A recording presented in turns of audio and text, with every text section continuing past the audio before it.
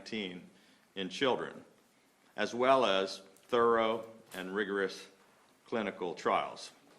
Both the American Academy of Pediatrics and the American Academy of Family Physicians, two of the nation's preeminent groups representing hundreds of thousands of family doctors and pediatricians, agreed with the CDC's recommendation to authorize COVID-19 vaccines for children.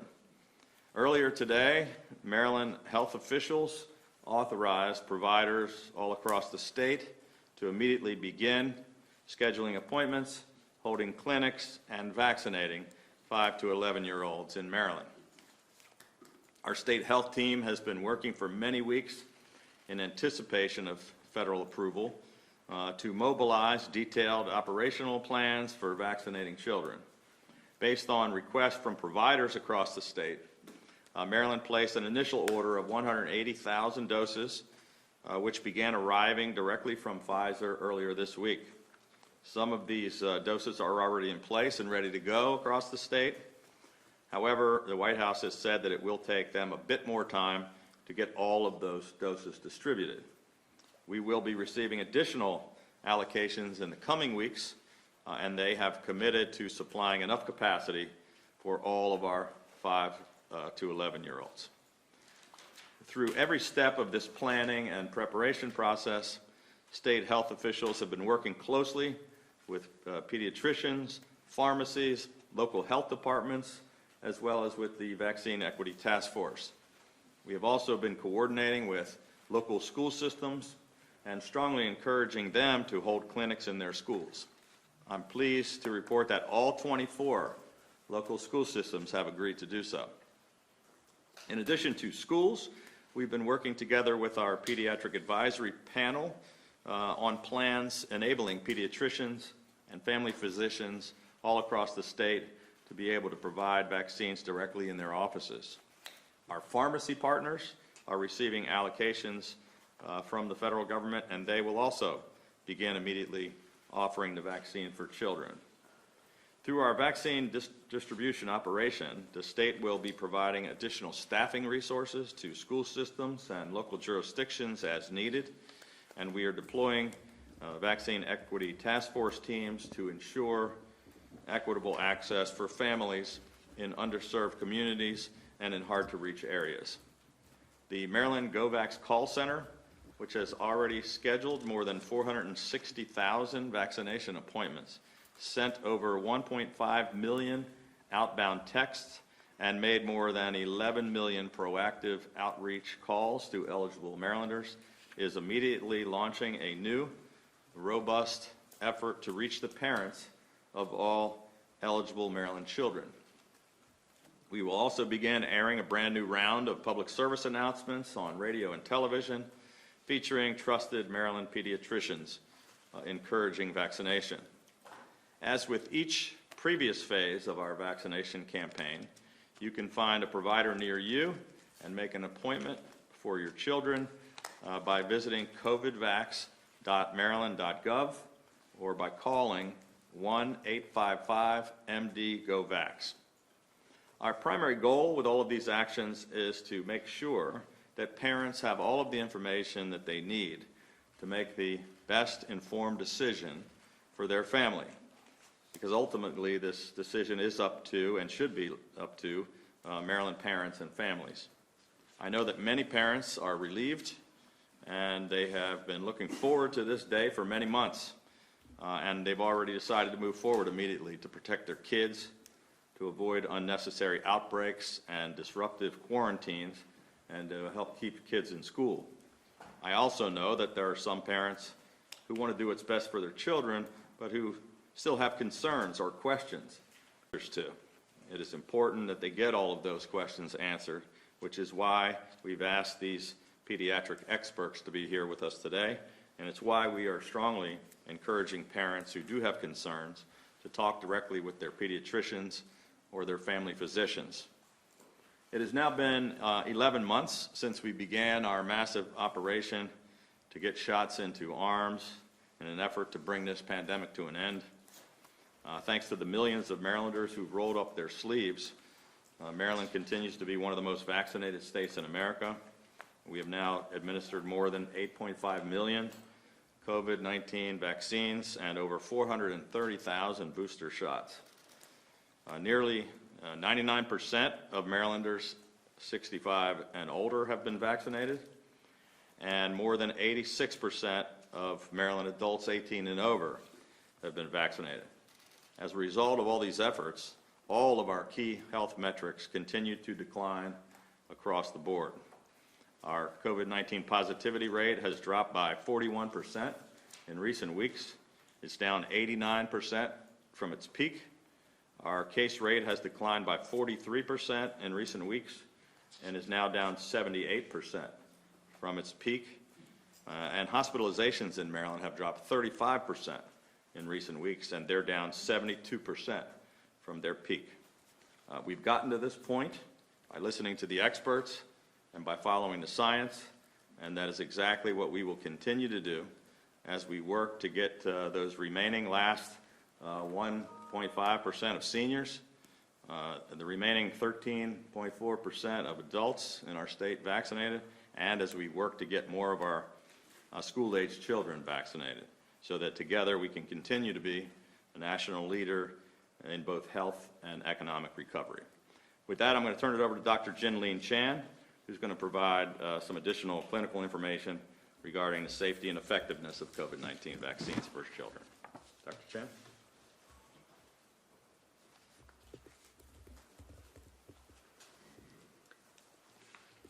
Thank you, Governor, and good afternoon. So throughout the COVID-19 pandemic, I have spoken about COVID-19 vaccine, testing, and more. As the Deputy Secretary for the Maryland Department of Health, as a physician, and as a mother. I am here today again in all three of those roles, but most importantly, in my role as a mother who has children between the ages of 5 and 11 who now are eligible to get vaccinated against COVID-19 disease. Families, including my own and my wonderful husband, across the state and country have been challenged throughout the pandemic to be able to keep their children safe while making sure that they can attend school, participate in activities, and just be kids and hang out with their friends. We are at a crossroads in this pandemic where a number of positive points are converging. We are in the midst, as the governor indicated, of seeing a decline in COVID-19 cases, hospitalizations, and deaths across the state. We are and have been moving forward very aggressively on administering booster doses to ensure Marylanders maintain their immunity against this disease. And we're now entering the holiday season with Thanksgiving and the winter holidays and New Year's coming up. And now, importantly, we can vaccinate 515,000 of our children who are between the ages of 5 to 11 years old to protect them against the disease. They, like all of us, have been at risk of contracting COVID-19 over the last 20 months, and it's now their turn and our responsibility to be able to ensure that parents have the information they need to get their children vaccinated. Since we began vaccinating Marylanders almost a year ago, we have seen the benefits to those who have been vaccinated, including a decrease in the risks of infection, hospitalizations, and death. However, over this same time frame, the proportion of COVID-19 cases among the younger age groups who have not yet been eligible for vaccination has increased, meaning at the beginning of this year, 2020, about 6% of all of our COVID-19 cases were under 10 years old. But more recently, in the last few months, about 14% of our new cases have been among this age group under 10. So over the course of the pandemic, I also want to emphasize we have seen kids not only get infected, but also be hospitalized. And so we have seen about 700 hospitalizations among children under 12 years of age. Now that 5 to 11-year-olds are eligible, peace of mind for us as parents is certainly one reason to get them vaccinated. But the more important one is to protect them, our families, our communities, and Marylanders from this disease. Vaccinating kids is another important step in our ongoing battle against the COVID-19 pandemic.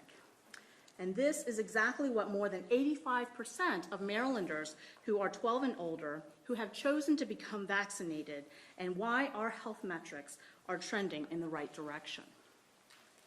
So let me talk a little bit about the Pfizer-BioNTech COVID vaccine that just got approved by the CDC yesterday after the advisory committee met and voted to recommend approval for use of this vaccine. So this vaccine has been approved under emergency use authorization for children already 12 to 15, and what the FDA and CDC have done now is expanded that EUA to include children 5 and up. Just as a reminder, the EUA is a way to facilitate the use of medical products, including vaccines, during public health emergencies, even as we're currently undergoing, responding to the current pandemic. Throughout the pandemic, the FDA has maintained its stringent protocols and procedures to review safety and efficacy data for all vaccines, and that has not changed. And in fact, the FDA has among the most stringent procedures and criteria around the world. So it is a safe vaccine and 90.7% effective at preventing symptomatic infection from COVID-19 among the 5 to 11-year-olds who participated in the clinical studies here in the United States and around the world, including when the Delta variant had become more prevalent in the summertime. So that's an important thing to note, that some of the other clinical trials may have included, may have been earlier and did not include the Delta variant. This vaccine is very similar to the vaccine that's administered now to the 12-year-olds and the teenagers and adults. It is still a 2-dose regimen that's spaced 3 weeks apart. However, the dosage itself is a smaller amount. It is a dose for the dose for 5 to 11-year-olds is 10 micrograms, which is about a third of the 30 microgram dose that's in the vaccine, the Pfizer vaccine for 12 and older. This amount was shown to still produce a very robust immune response while balancing the short-term side effects that the vaccine can produce. The vaccine itself is also packaged differently to ensure that providers administer the correct Pfizer vaccine dose. The 5 to 11 vaccine comes in a smaller vial and has an orange cap on it, while the vials for the 12 and older have a purple cap. So again, this is to allow providers to make sure not to provide the correct dose and the correct vaccine. I'm sure that parents have a lot of questions about possible side effects that their children may have if they become vaccinated.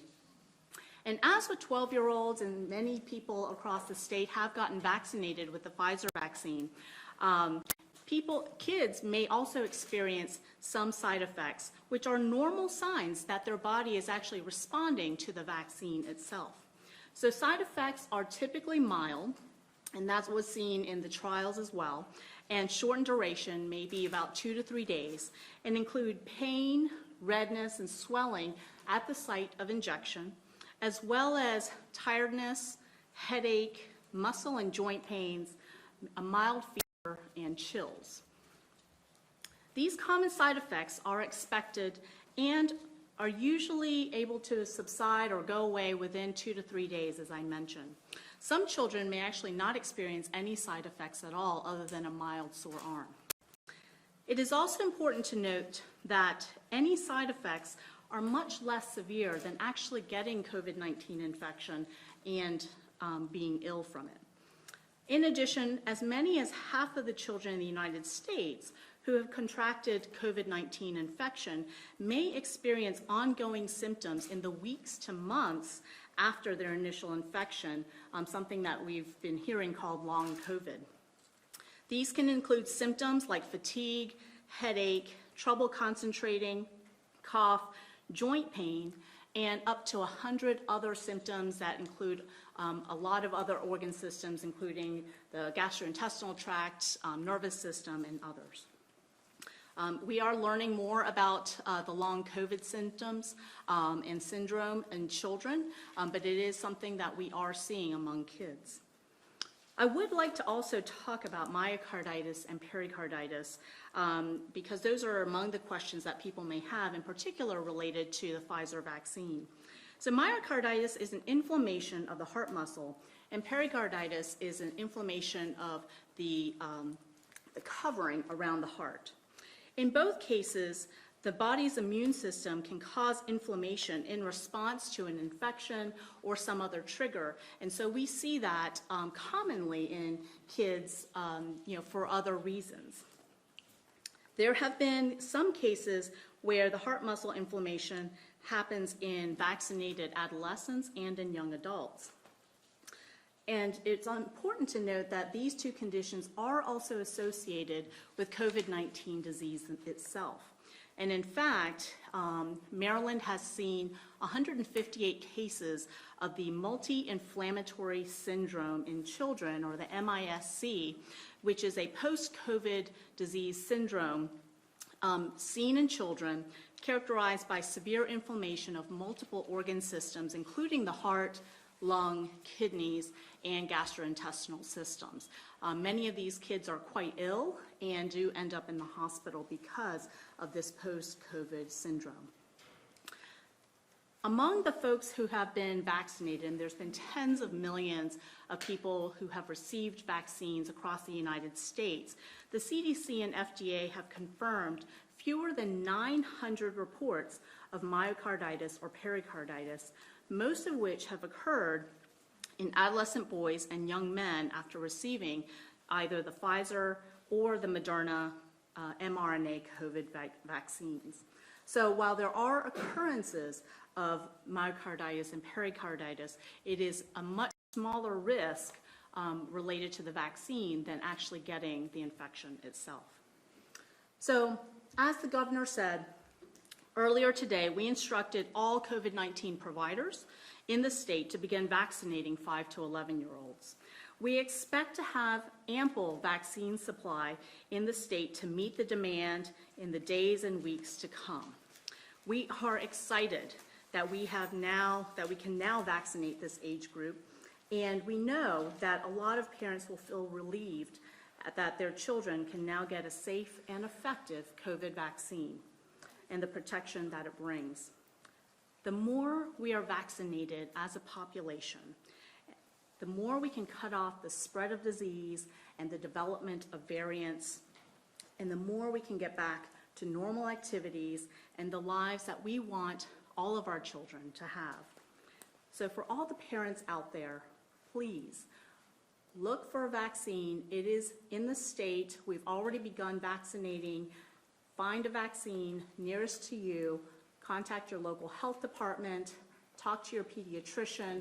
The vaccine is coming. We look forward to our Thanksgiving meals and the holidays in the wintertime. So I'd like to now introduce our next speakers, who are among the many community pediatricians who are caring for children and families and who are prepared to vaccinate children in their own offices. So first, Dr. Monique Swallow-Burke is a pediatrician at the Pediatric Center in Columbia, Maryland, and she also serves as the clinical instructor at Johns Hopkins Hospital and is the vice president for the Maryland chapter of the American Academy of Pediatrics. Following will be Dr. Michael Zollicoffer, a pediatrician in Baltimore, who has been in practice for more than 20 years. He is also the Maryland GoVax ambassador, so you may have seen him on TV, and is affiliated with Sinai Hospital of Baltimore. Dr. Burke?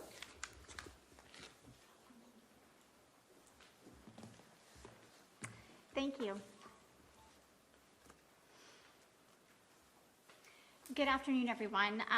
On behalf of the 1,100 members of the Maryland chapter of the American Academy of Pediatrics, I'd like to thank Governor Hogan for inviting us to join him today to celebrate, and I do mean celebrate, the approval of the Pfizer COVID-19 vaccine for 5 to 11-year-old children. I also want to take a moment to thank the pediatric healthcare providers who have dedicated their lives to take care of these children and to dedicate ourselves to the well-being of our youngest citizens. I'm also really proud to be part of that team. This week, I've been thinking a lot about a book I often read in the library of my first grade classroom. It was called The Red Letter Day. The book was about a little boy who had a really exciting event coming up, and he put it on his calendar and he wrote in all big red letters. Well, today is the Red Letter Day, the day that parents and pediatricians have been waiting for a really long time. I often tell people that I have the best job in the world. I love my job. I have one biological child and hundreds of other children, all my patients. I love them all like a parent, and I want what's best for them. Over the last 20 months, I have watched them suffer in ways that I never imagined. A special needs patient of mine was admitted to the ICU with COVID-19 pneumonia. Another very healthy 14-year-old patient, whom I've been taking care of since she was born, now suffers from long COVID syndrome. Almost a year after her infection, she can't walk up the stairs at her high school. She can't play any sports. She doesn't have the energy to hang out with her friends. She's no longer independent, and she's just not normal. She can't have a normal life. Even my patients who've escaped infection haven't escaped the suffering. Developmental delays, social anxiety, depression, and the loss of part of their childhood. They've missed field trips and sleepovers and family gatherings, and today we have the opportunity to give it all back to them. As a pediatrician and a mom, I understand that parents and guardians, we want to do the right thing for our children. We would gladly sacrifice ourselves for them in an instant. Vaccinating our children is the right thing to do. It's safe, it's effective. I have a 13-year-old daughter. She was vaccinated the first day that the vaccine was available for her age group. And as I tell my patients, that is the best recommendation I can offer. I would never ask anything of anyone's child that I wouldn't do for my own. Today is a day to celebrate, a day to give thanks, a day to give our children their lives back. I do want to give a shout out. We gave our first 2 vaccines in our office just before I left to come today. So I promised the 5 and 8-year-old that were the brave people that I would give Piper and Matthew a shout out for getting their first shots today. So congratulations. Again, thank you for having me here today, and I'm excited about vaccinating the children of Maryland.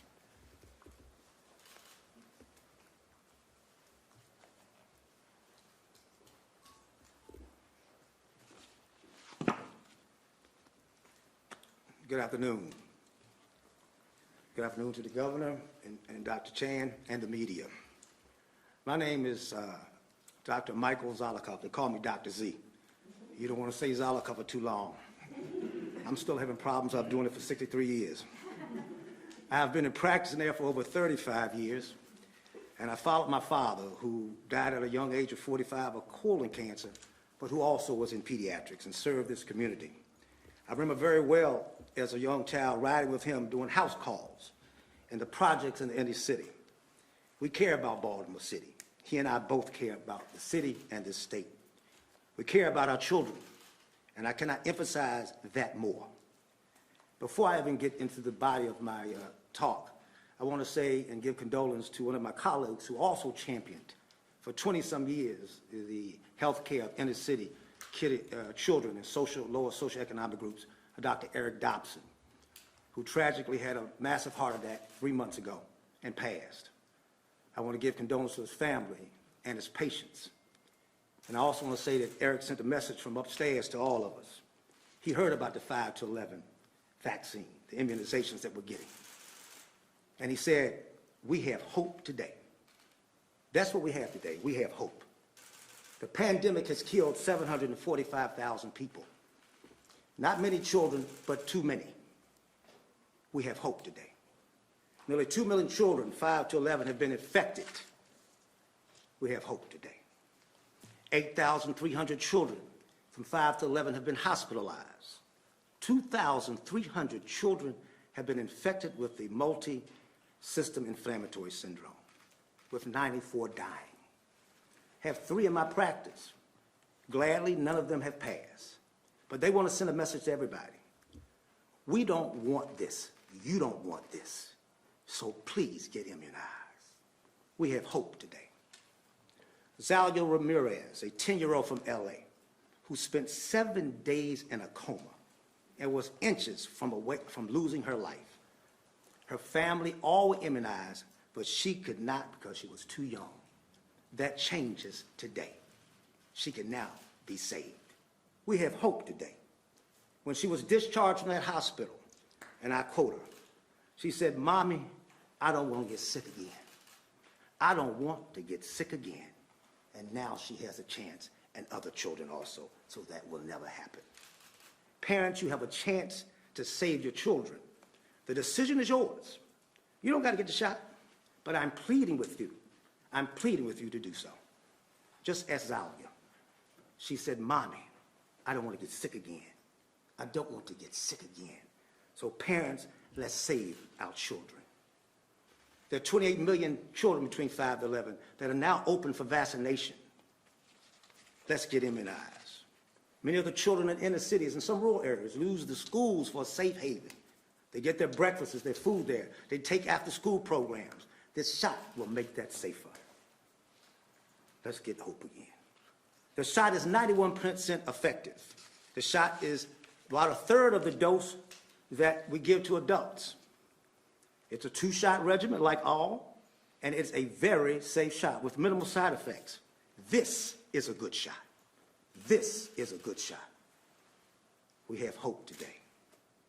So let's be patient, though. This isn't going to happen overnight. Let's take our time. Let's not rush out and go berserk. We know it's going to be difficult. You're talking about 5-year-olds getting the shot. It's going to have to last through a few of them. They're going to be screaming and hollering. Pharmacists are going to be doing stuff they never did before, taking care of a 5-year-old when he kicks you and does other things to you. We got to get ready. But guess what? They all have hope today. So listen to me. We have a safe shot. We have an effective shot. We have a dread disease. We have needless deaths. And you put that all together, and for the 5-year-olds, we now have that pot of gold at the end of the rainbow. The leprechaun can keep away from the pot of gold because this is what he can say. Yesterday, you were defenseless. Today, you have a weapon that gets you closer to herd immunity. The faster we get to herd immunity saves the most lives. That's for my PSA. And it will help us navigate the pandemic and this continuum of destruction and needless deaths. We got hope today, people. We have hope today. I want to thank you all, the governor, the Secretary of Health, and I want to thank all of you and the parents and everybody in Maryland for letting me have a chance to speak to you about something that I'm forever excited about, the health of our children and the betterment of our community and nation. Have a great day, and let's get out here now and go to work to save our children. Thank you. Wow, first of all, I want to just thank all of our doctors for being here today. I'm not sure I should ever do another press conference again. I want to thank Dr. Z for taking us to church. I felt like saying, can I get an amen? But thank you for making it hard for me to follow you. We're going to open up the floor to any of our panelists here for any questions that anybody has. I'm sure there are a lot of them. I want to kind of stick to on-topic questions before I may take some other things that you want to talk about. But let's see if anybody has any questions for either for me or for any of the doctors or the secretary. Governor, how long will it? I think sorry. Go ahead. it just jumped right in front of Kate. No, we'll come right back to you, Phil. Governor, how many, in addition to the 180,000 doses, how many additional pediatric doses will Maryland get in this initial wave through the federal pharmacy partnership program? I'm trying to nail down the number, the total number coming into the state. And this is still a work in progress. We know we're going to get the 181,000. We don't have visibility yet on the pharmacy doses, but we're working on getting that data as soon as we can. And the first 60 3,000 have arrived or are in transit. And so we've already received 23,000 doses in the state, with the others in transit. And as you heard from Dr. Burke, we're already starting to give the shots out. So we're going to be monitoring the system that the doses are communicated for the allocation, and as soon as we know, we can let you know. So just so our viewers, your viewers know, if your kid gets a shot at CVS over the weekend, that vaccine didn't come from Maryland, it came from The federal, yes, that's not included in the 181,000. We're still trying to get visibility on that number, but we don't have that yet. Thank you. Yeah, just to add to that, that's the way it's been throughout the process with the federal pharmacy programs. They went directly to them. In fact, all the doses come from the federal government. We just put in the request and direct them where they should go. The pharmacies are just separate than the rest. Governor, how long will this take, and what's the timeline in getting as many kids vaccinated as you can or want to? What does your intel tell you on that? Well, maybe I'll let either Secretary Schrader come up and talk about that. Obviously we want to try to do things as expeditiously as possible. We also want people to make sure that they're confident and comfortable and that they get their questions answered. We don't think it's going to happen overnight. I think Dr. Chan mentioned that it's going to take us a while, but we're going to stick to it until we get everybody who wants a shot to get one. Yes, sir. So our models are based on what we saw for the 12 to 15-year-olds. We're expecting, as we, a third of 515 is about 180,000. So that first round of doses will be coming in. 3 weeks later, we'll start doing the second shots. Our expectation is that about a third of them will come in the first 3 or 4 weeks. We'll get that surge. And then our experience has been a flattening and smaller numbers of shots week over week. That's what our model says. That could be different, but that's what we're thinking at the moment. So this will take many, many weeks to get, because we've got to reach people. That's one of the reasons we're encouraging the schools to hold clinics. And if that's effective and we get parents' consent, that could change the curve. But we're waiting also to hear, the other question was how much additional allocation we're going to get week over week. Quick question about the 181,000 doses that the state has ordered. Is the plan to use all of those doses to give initial first shots, or is there a plan to set aside doses to make sure that kids who get first doses are ensured a second dose in 3 weeks? Great question. Because we are expecting the doses in the 180 to be distributed in terms of demand and in that first 3 weeks.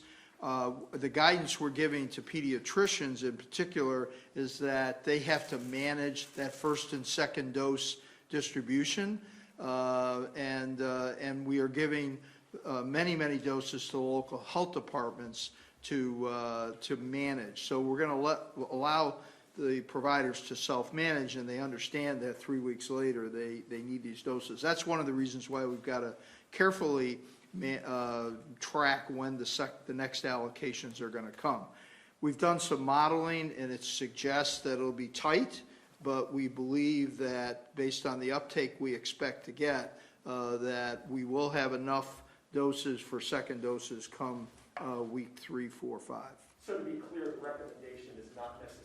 You're giving providers the opportunity to manage these, but you're not recommending that they hold back the second dose. No, but and quite frankly, some of them may decide to do that. It's really their call. But we're tracking the allocations very carefully. And if we're expecting another by 50,000 doses per week, but we haven't, and we've been assured those will come. But we're still tracking the allocation process. If we get that, we should be in good shape based on our expectations from the models. Secretary, could you also speak a little bit more about ensuring that the distribution is equitable? Could you Yes. talk a little bit more about that? Yes, and with Dr. Chan's help, and I'll ask her to add any commentary that I missed, she's been working very closely with the local health departments, the local health officers, and the school system superintendents. There's been several calls. We have asked the superintendents in the state to assure that they would hold clinics in the schools because we believe that's the best way to get equitable distribution by reaching the children in the schools. Of course, there's a consent process and all of that, but that is our strategy at the moment. Dr. Chan, did you want to add anything to that? No, I think, thank you, Secretary. I would just add that, those clinics are being planned as we speak and, will be starting to take place, even next week and in the weeks to come. And local health departments are also planning mobile clinics to get into communities that perhaps have not had access to vaccines historically.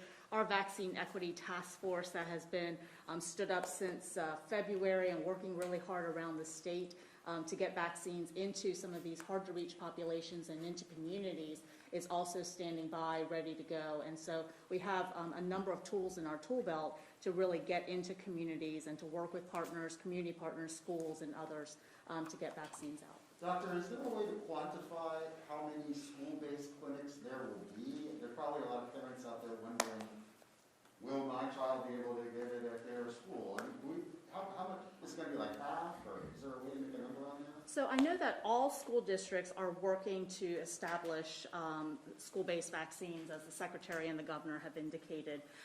In terms of the number of clinics, they will probably be adding clinics as they get vaccine because, right now we only have visibility on that 181,000 that we've been talking about. And so those have been pre-ordered already and are just now coming into the state this week. And so they're going to start by using those. But as we get more information about future weeks allocation, I anticipate that other clinics will be established. Dr. Chan, I wanted to ask, yesterday in Anne Arundel County, Dr. Kalyana Raman indicated that they're anticipating about a third of their kids or parents and families to come forward initially and say, all right, let's do this.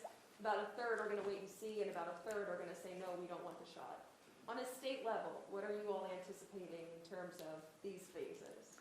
I think that's exactly speaking to what the Secretary just alluded to. When we looked at the uptake of the 12 to 17 or 12 to 15 vaccines back in May when it was approved for that age group, we saw that the uptake within the first 3 to 4 weeks was about a third of that total population. So that's what we are anticipating happening is about, same breakdown, around a third of the 515,000 total Marylanders who are 5 to 11 will likely get a vaccine in the next 3 to 4 weeks, and then it might plateau off, and so that's what we anticipate, as the Secretary said.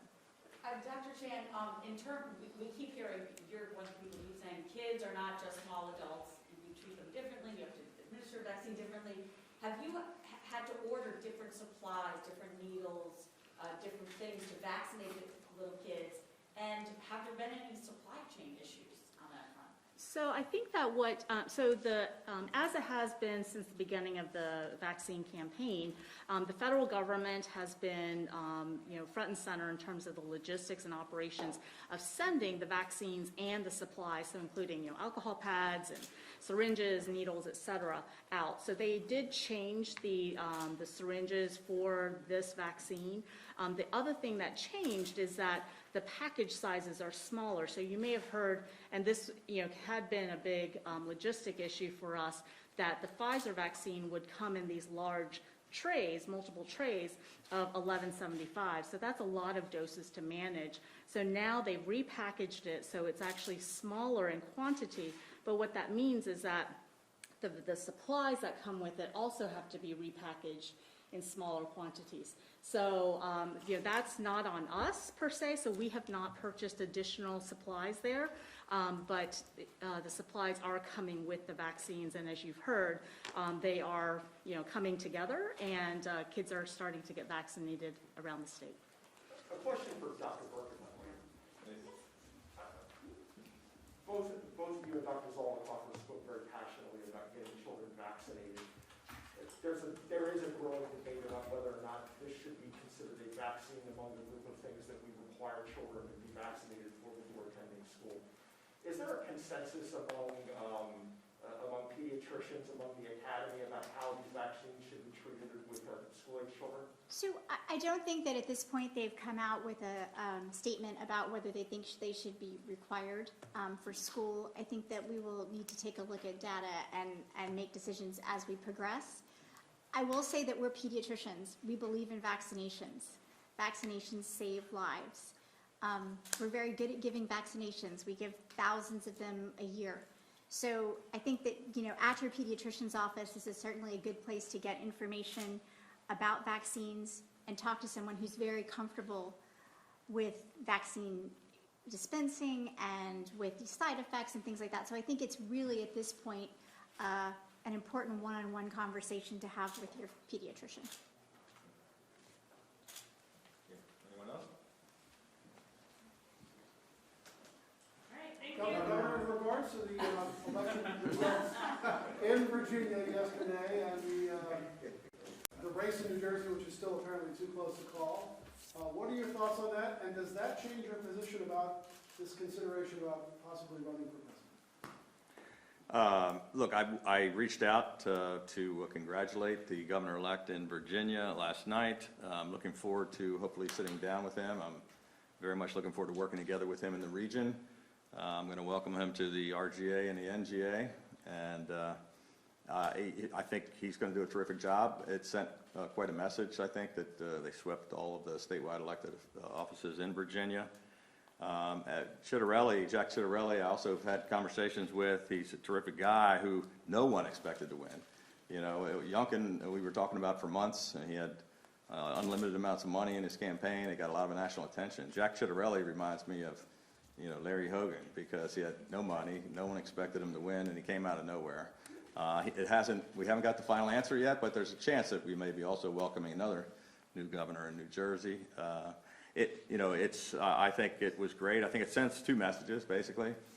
One, that people that actually focus on talking about issues and solutions get rewarded by the voters. And two, that perhaps President Biden, who ran as a centrist, who was going to bring the country together, overread the mandate on moving too far to the left. And I think that was rejected by the voters all across the country, not just in those two states. Governor, is there a national takeaway from last night regarding funding of police that applies here to Maryland?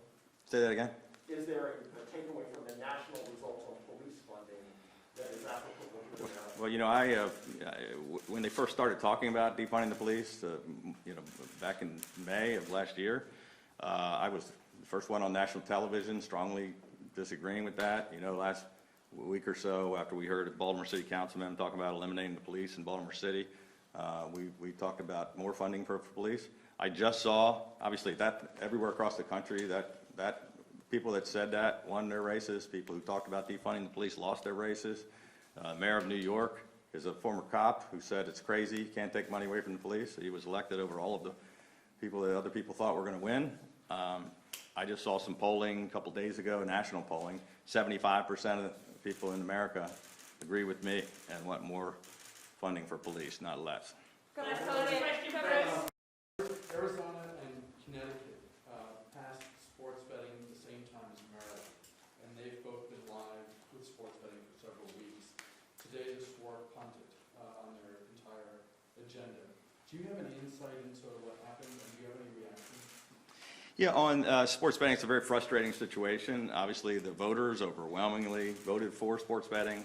The legislature passed a bill, they crafted legislation, which they now seem to be, they passed a law that they seem to be ignoring. The executive branch of government approved all of the existing sticks and bricks, folks that have already been vetted and already doing gambling across the state many weeks ago. As far as we're concerned, they should have been taking bets ahead of all those states. It appears as if the legislature and staff for the legislature, even attorney for the legislature, is pressuring that commission to delay things as long as possible until they can do all of the other brand new licenses where companies haven't even yet been formed, haven't really applied, haven't been vetted. The end result of delay, which is the opposite of what the law says. The law says they should do the others first and have two separate processes.